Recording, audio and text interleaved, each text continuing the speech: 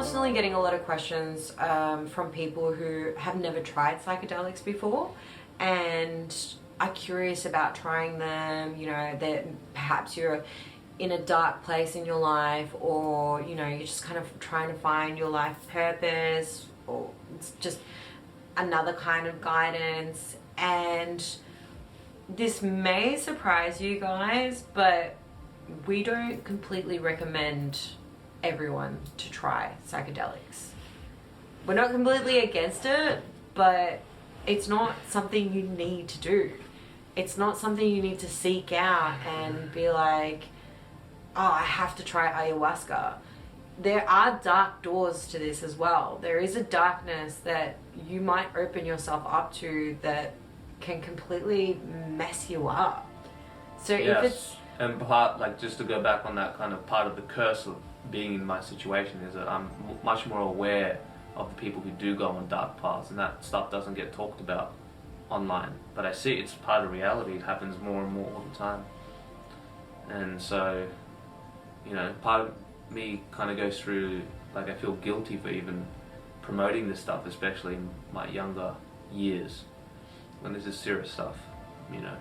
Not that it can't help people, but if I have to just give a general, do I recommend them or not, I would say I don't recommend them. That's like kind of my overall general advice. Is just no, don't do them. You can always get what you're looking for. First of all, you're not going to get what you're looking for through psychedelics. So psychedelics, it'll give you a nice experience, it'll be profound, it'll be fun to talk about to your friends, but that's what it is. It's a fleeting experience. It doesn't actually give you anything. It can show you something, but then it's all up to you what you do after that. I've met so many people who've done a million psychedelics, and you'd think that they would be enlightened and empathetic and knowledgeable, and it's like, wow, this is actually, I've never met someone with a bigger ego, you know. So most times I would even go as far to say is that it has the opposite effects, because the whole thing about dissolving boundaries and killing your ego, it's like, why do you want to kill your ego? Even the word ego has like this negative connotation, like, oh yeah, he's got a big ego. Oh, it's like, oh yeah, that's just ego. Oh, my ego. Like, it's just, your ego is you. That's literally what ego means. It means I. It's you. That's what your ego is. I think when people have that negative connotation of ego, what they mean to say is pride. And I believe it's a... I can't help but think that it's some nefarious wordplay, like they've switched the word pride to ego. So then if you think of ego as a bad thing, then of course you're going to dissolve your ego and think that this is all illusory.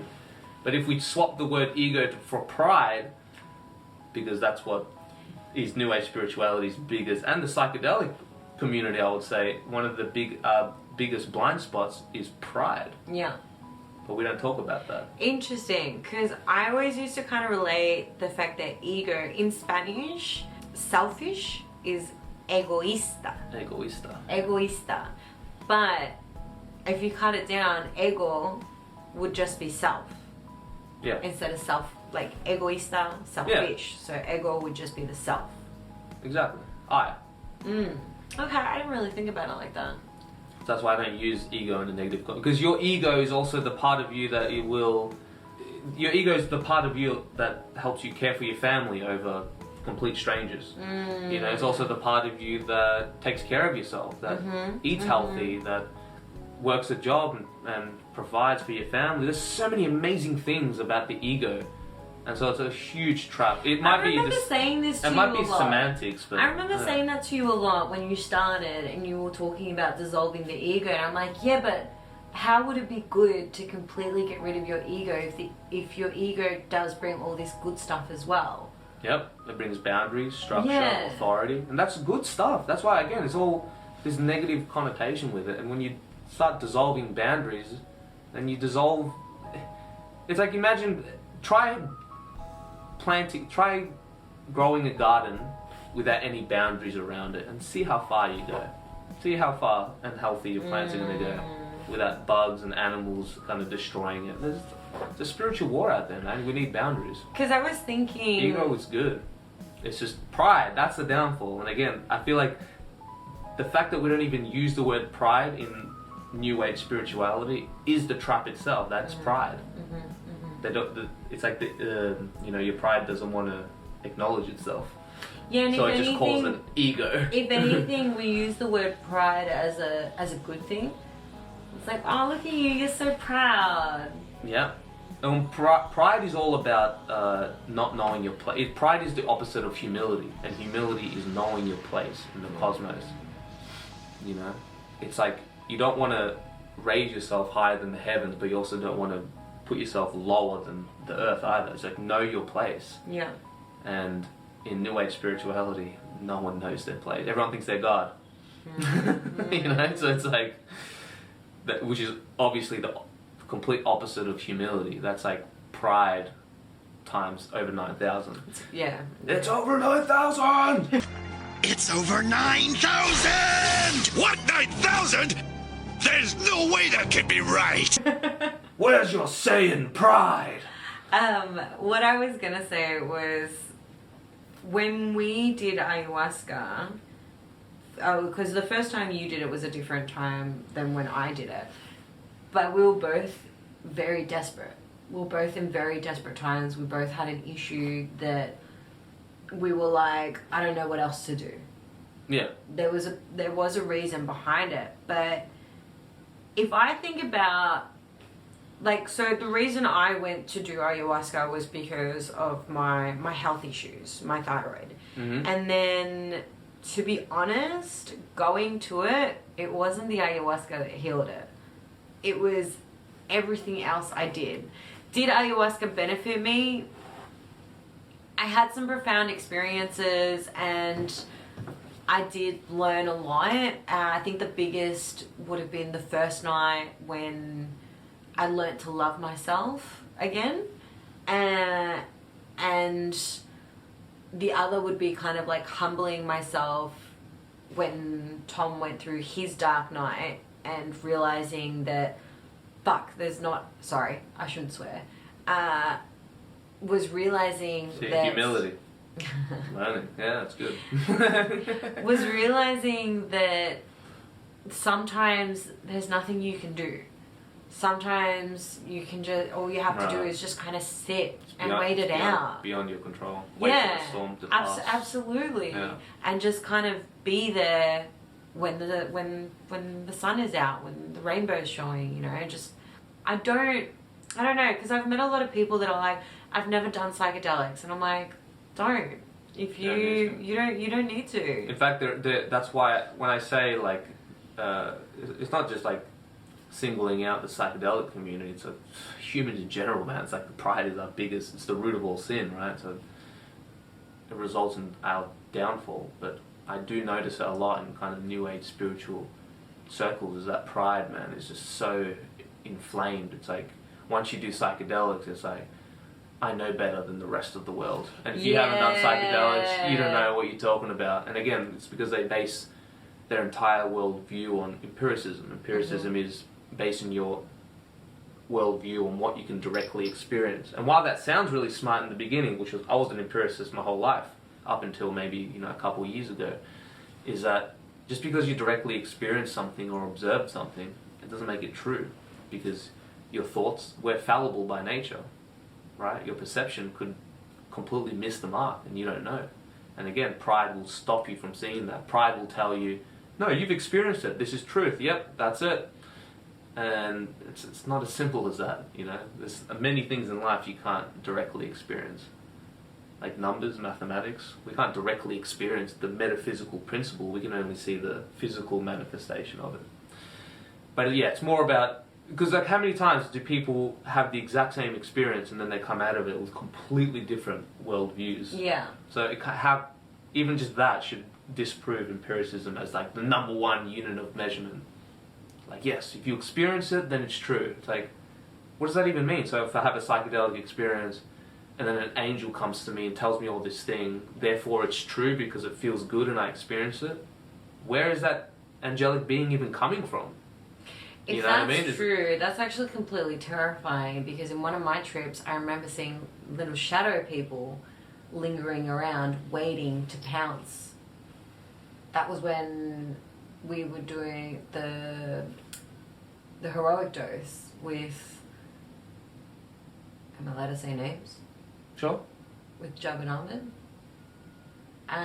And we were sitting outside and I was talking with the universe, and I saw dark entities, that like shadow people kind of lingering around, just waiting to jump our friends that were also tripping. So if we're saying that what you experience is real, don't get me wrong, I do actually kind of believe that. I do believe that there are shadow people, like dark entities around, waiting for people to be open and susceptible for them to jump in and possess you, or like poison your mind, poison your soul. So Alright. I don't know. Well, I kind of went off topic there. Well, you just gotta...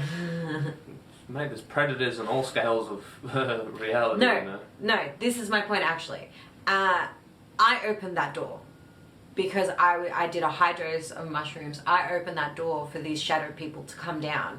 Remember, portals it's a two-way street. You know, it's not you opening the portal so you can see the spiritual dimension, but you're also giving access to the spiritual dimension to you. You know. I don't know. I think if you're questioning whether or not you should try psychedelics for like spiritual growth or health reasons, I think there are many other options. Right. It's not something that you should just jump to because, for example, you've seen us trip and, you know, receive this enlightenment lesson or whatever. No, you don't need to do that. Or at least be honest with yourself about it. Again, just be humble. Don't let pride get in the way and thinking. I think when it comes to like healing per se, and you're in a dark spot, then psychedelics can be really fantastic in certain contexts. Sometimes it can have the opposite effect too. So I don't want to say as a medicine it's good, because even that statement is just clearly not accurate. It can be good for very certain specific people. Absolutely. If they do it in a certain way, and if they integrate it, and if they don't keep jumping back into it. So it's very specific parameters of how psychedelics can be good in a medical your context. headspace matters. Yep. Your age matters. But spiritual growth, everything. I think that's I don't want to say it's a lie or you can't grow spiritually from it, but I think I'm yet to see it. I just feel like for most people it just ends up growing their pride. I think about the it. most important thing would be focus on your diet and your health first. I think that's where things start to change. Like Jordan Peterson, clean your room. If you want to fix the world, but you can't clean your room, you know? I don't actually listen to Jordan Peterson, but it's true. Like some people want to fix the world, but then their room's a mess. And it's like similar to psychedelics. You want to have this spiritual psychedelic experience of enlightenment, and it's like, why don't you like talk to your dad, fix your daddy issues, have a D&M with mum and dad. Yeah, right. Yeah. Clean your room. Start eating healthy. Stop smoking weed all the time. Like things like that. And you're going to go to the psychedelic experience, and lots of times it's going to tell you to do all this kind of stuff. But there's a reason why. You got to think like, from the whole world population, there's such a tiny % of people who actually try psychedelics, and it takes a very specific type of person to even go into that world. So, yeah, fix your family dynamics and your friends and all this kind of stuff, and you won't even feel the need to. But I understand the curiosity, so it's easy for me to say that after experiencing all of this shit. You know, I've done the you know, like the 10 grams of mushrooms, and you know, I've tripped with psych substance. I've done a boga and San Pedro, and I've done the Bufo Alvarez. I've done it all, and I've had the worst of the worst trips to the highest of the highs. And what I can say is that it's experience. It doesn't actually help you per se with your spiritual development. It's, at the end of the day, it's still just an experience. An experience isn't the end all. Shouldn't be the end all be all. It's about actually doing the work, being a good person, doing the right thing. You don't need psychedelics for that. In fact, sometimes psychedelics can open up portals and deceive people and kind of go into that spiritual, I'm more spiritual than you. Have you even done mushrooms? Yes. Yeah, but have you done 10 grams of mushroom? Yeah. Yeah, but you haven't had Bufo Alvarez toad. Yeah, I have. Yeah, how many times though? Just the once. Ha! You need to do it more times. Like it's always, you know, you can one up. It's like, all right, dude, whatever.